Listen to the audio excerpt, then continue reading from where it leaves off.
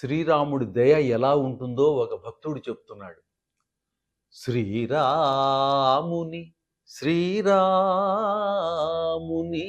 దయగనుమని దయకనుమని ఆరాధించగ చాలు చాలు. ఆపదలు ఉడుగున్ ఘోరాఘములు నశించును ఘోరాఘములు నశించును. శ్రీరమ్య అయోధ్యధామ శ్రీరామ నమో నమో.